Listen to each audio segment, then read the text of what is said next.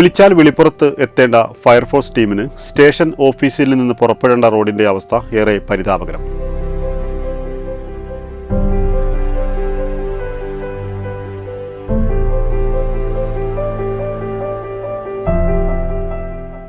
Call വരുന്ന സമയത്ത് വേഗത്തിലെത്തണം. എന്നാൽ കാലവർഷം കനത്താൽ ഫയർ സ്റ്റേഷൻ റോഡിലെ വലിയ കുഴികളിൽ ഫയർ വാഹനത്തിന്റെ ടയറിന്റെ ഭാഗം താഴ്ന്ന് ബ്രേക്ക് വരെ നഷ്ടപ്പെടുന്ന അവസ്ഥ.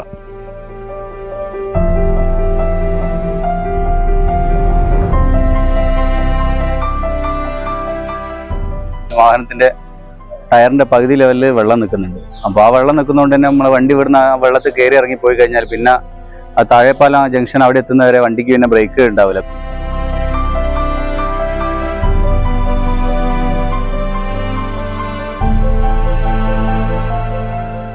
റോഡിലെ കുഴികളിൽ കുളം പോലെ വെള്ളം. സമീപത്തെ ആശുപത്രിയിലേക്കും കോളേജിലേക്കും അടക്കം എത്തേണ്ടവർക്ക് ഏറെ ദുരിതം നിറഞ്ഞ യാത്ര.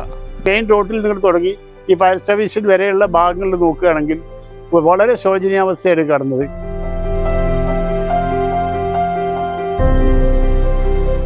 അല്ലാതെ തന്നെ മുട്ട് വരെ വെള്ളം നീന്തിയിട്ടാണ് ഈ മഴക്കാലം വരുന്നത്.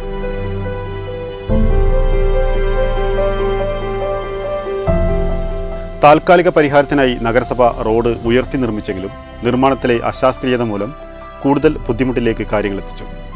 ഈ റോഡ് നന്നാക്കിയതിനു ശേഷം അത് കൂടുതൽ വെള്ളം കെട്ടി നിൽക്കുകയാണ്. ഇത് റോഡ് നന്നാക്കേണ്ടില്ലായിരുന്നു. ഹോസ്പിറ്റൽ മാത്രമല്ല, ഫയർഫോഴ്സ് റോഡും നമ്മളെ ഗവൺമെന്റ് ഹോസ്പിറ്റലിലേക്കൊക്കെ പോകുന്ന റോഡാണത്. അപ്പോൾ വളരെ ശോചനീയ അവസ്ഥയിലൂടെയാണ് നമ്മളിപ്പോൾ ഈ ഇതിലൂടെ കടന്നു പോകുന്നത്.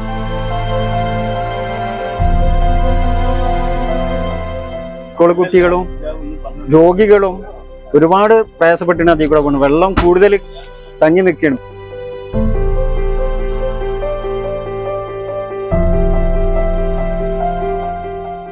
വേണം ശാശ്വത പരിഹാരം തിരൂർ ഫയർ സ്റ്റേഷൻ റോഡിന്.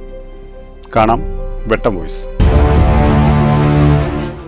വെട്ടം വോയിസ് കാണുക എല്ലാ ഞായറാഴ്ചകളിലും വൈകിട്ട് 4:30 വെട്ടം ടെലിവിഷനിലും ഞങ്ങളുടെ ഫേസ്ബുക്ക് യൂട്യൂബ് ചാനലുകളിലും.